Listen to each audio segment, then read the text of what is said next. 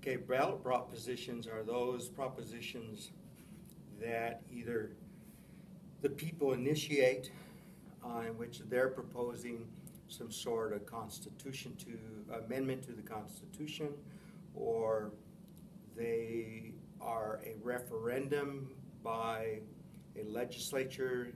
The legislature has proposed a law or proposed an amendment to the Constitution, and they're referring it back to the people. So if we're talking about Arizona, because our federal government doesn't have ballot propositions, only states do. In Arizona, the propositions are either initiative or referendum. Initiative is when the people initiate it, and they write out the proposed law or proposed amendment, and you vote on it. And it takes, I think, 3/4 of, I'm not sure about this, takes 2/3 of the people's vote to pass an initiative. Same for referendum, that when the legislature refers it back to the people. Yeah, I'm trying to remember how this goes. I'm thinking that it's actually the majority. It's not if it's not a 2/3 or 3/4. It's if the people agreed for initiative or agree to a referendum, whatever the majority is, that's the winner, if you will. Does that make sense? Yeah. Okay, so like right now there's a referendum in which the state legislature is wanting the people to decide whether it's okay to have an amendment to the Constitution that's going to change where they get money, some of the money for education right now. That's your Prop 123.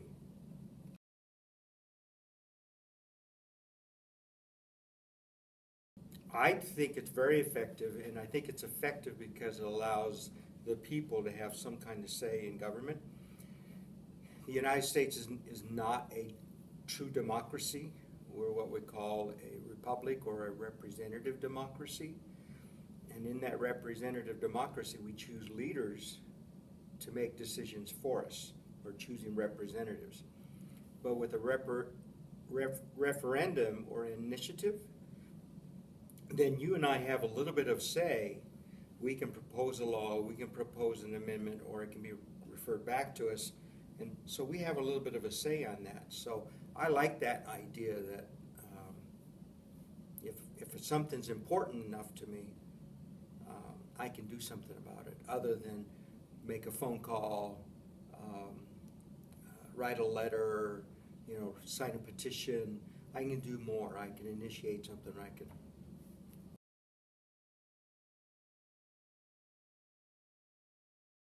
I have, every time there is an election, or almost every time, there's either a proposition or a referendum. And so depending on the issue, I've voted yes or no. And sometimes the propositions are written in a weird way, so that if you vote no, you're really voting for it. It's just kind of a weird thing. And sometimes there'll be there'll be different ways, different propositions that say kind of the same thing, and you have to be careful because they're slightly different. For instance, the year that Arizona, I think, was the last state to have a Martin Luther holiday for its state employees. Well, that year we had a referendum and initiative that did the same thing. Okay, it was referred back to the people, do we want to have a holiday? And then there was an initiative that said, yes, we have a holiday, or no, we don't have a holiday. The people initiated. Well, what would happen if one had a no vote and the other one had a yes vote? Do you understand where the confusion could be? Yeah. So who's right? Well, then you'd have to have the courts make that decision, and I think they'd have to start all over.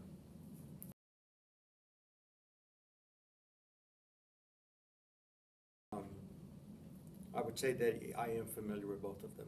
Okay. Did you support either one of their methods?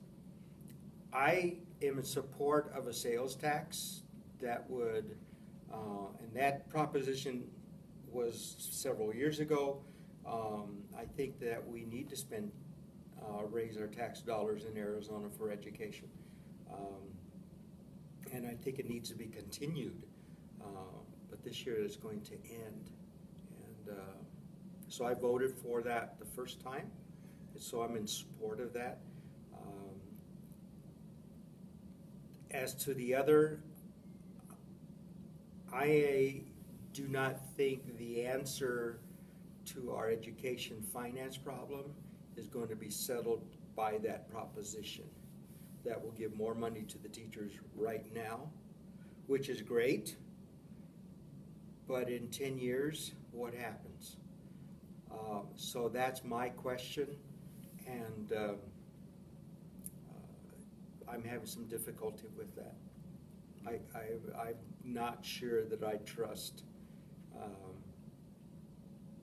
that anything will be done about financing education long term. This is a short-term solution. It's kind of like putting, you have a headache because you drink too much, so you take some medication to take away that headache, but the real problem is the drinking. You're not fixing the drinking problem.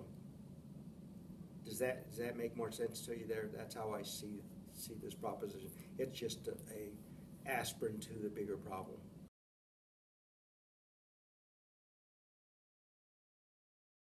Well, I think that in the state of Arizona, that propositions, mostly initiative propositions, are maybe the best way to get money for schools, because we have a very conservative legislature that is not focused on education. They're more focused on charter school education. And so over the last